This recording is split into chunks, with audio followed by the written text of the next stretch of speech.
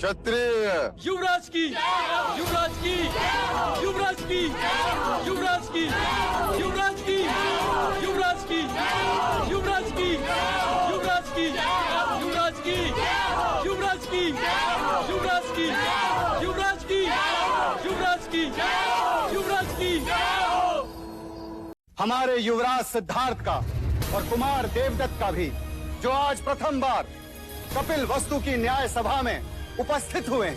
युवराज सिद्धार्थ की, युवराज सिद्धार्थ की, युवराज सिद्धार्थ की। शांत हो जाइए, शांत हो जाइए। महाराज शुद्धोदन की आज्ञा से अब आज की न्याय सभा आरंभ की जाती है। अब दोनों किसान अपनी अपनी न्याय याचना लेकर महाराज के सम्मुख उपस्थित होंगे।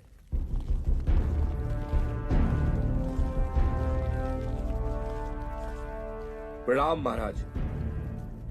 क्या याचना है? महाराज, मेरी याचना इस कुशल के विरुद्ध है।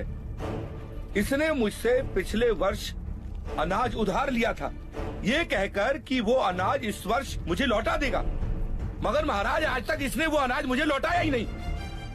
कैसे लौटाऊं महाराज? पिछले 2 साल से उपज नष्ट हो रही है, इस साल भी कुछ हाथ नहीं लगा।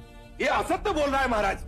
आप चाहे तो अपनी सिपाही से पूछ सकते हैं। जब सिपाही इसे लेने आया था उस समय भी ये अपने गेहूं को तेल लगाकर उसे बोरियों में भर रहा था। महाराज, मेरे पास 2 ही बोरी गेहूं है, उसी से मैं अपने परिवार का पोषण पूरे वर्ष करूंगा महाराज। गेहूं को तेल लगा के इसलिए रख रहा था कि वो खराब ना हो, और आपके सिपाही मुझे पकड़ के यहाँ ले आए। वो 2 बोरी गेहूं भी मैं इनको दे दूंगा तो हम खाएंगे क्या? महाराज, अगर ये अनाज नहीं दे सकता तो इससे कहिए कि ये अपने खेत दे दे। अगर मैं खेत दे दूंगा तो अनाज कभी न लौटा पाऊंगा महाराज। दोनों पक्षों ने अपनी राय रख दी है, अब महाराज न्याय करेंगे। युवराज सिद्धार्थ, कुमार देवदत्त। पहले मैं न्याय दूंगा। अवश्य। महाराज, मेरा मत है कि हम न्याय क्षत्रिय विधि से करें।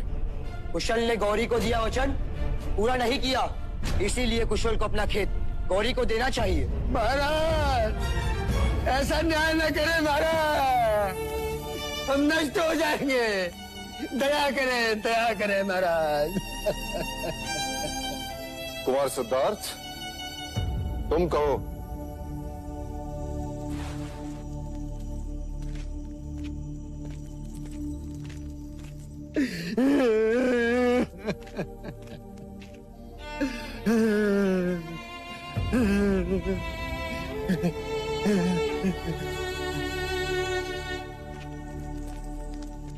महाराज, यदि कुशल गौरी को गेहूं दे देगा तो अपने परिवार का पेट कैसे पालेगा? खेत दे देगा तो अनाज कहाँ से उगाएगा? और गौरी को उसका अनाज कहाँ से लौटाएगा? वैसे भी गौरी के पास अनाज का अभाव नहीं, इसलिए मुझे लगता है कि कुशल की अनाज लौटाने की अवधि बढ़ा दी जाए।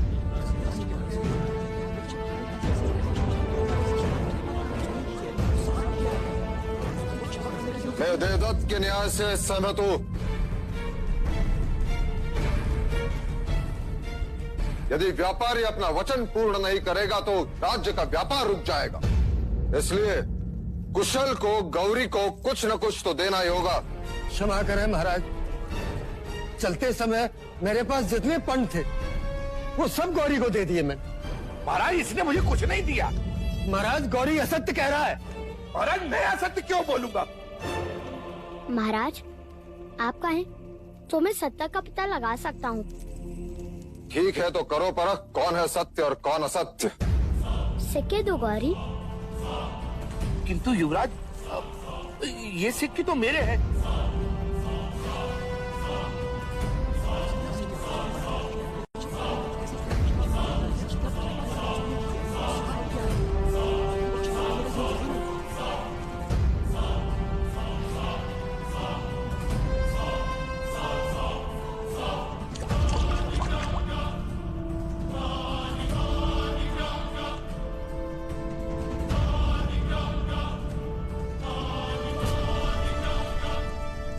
ये सिक्के कुशल के ही हैं। इस बात का क्या प्रमाण है कि ये सिक्के कुशल के ही हैं? क्योंकि जब कुशल ने सिक्के दिए तब वो गेहूं को तेल लगा रहा था और तेल सिक्कों पर लगा है।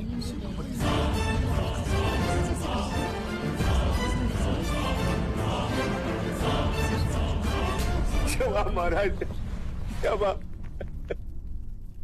ये सिक्के कुशल के ही है महाराज, कुशल की। इससे ये प्रमाणित होता है कि कुशल ने गौरी को सिक्के दिए थे और इसके नियत में कोई खोट नहीं। कुशल के अनाज लौटाने की अवधि बढ़ा दी जाती है और गौरी को असत्य बोलने के लिए 10 कोड़े मारने का दंड सुनाया जाता है। नहीं महाराज, नहीं महाराज, मुझे क्षमा कर दो, मुझे क्षमा कर दो। 10 सिक्कों के लालच ने मुझे अंधा बना दिया महाराज, अंधा बना दिया। मैं अगर आज के बाद असत्य बोलो तो मेरे अनाज और खेत सब आपके। महाराज, गौरी को क्षमा कर दीजिए। अब से वो कभी असत्य नहीं बोलेगा।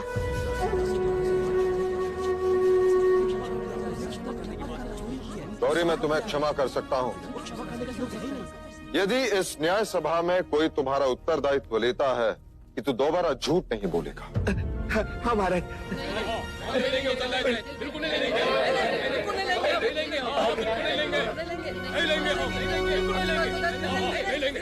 देखा गौरी, तुम्हारा उत्तरदायित्व लेने के लिए कोई तैयार नहीं, इसलिए तुम्हें 10 कोड़े मारने का दंड। महाराज, गौरी का उत्तरदायित्व मैं लेता हूँ।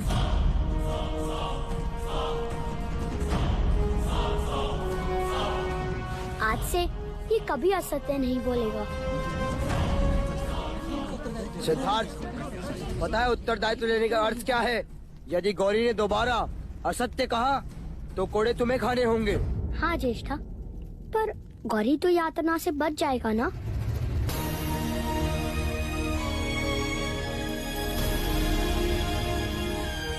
युवराज सिद्धार्थ की जय हो। युवराज की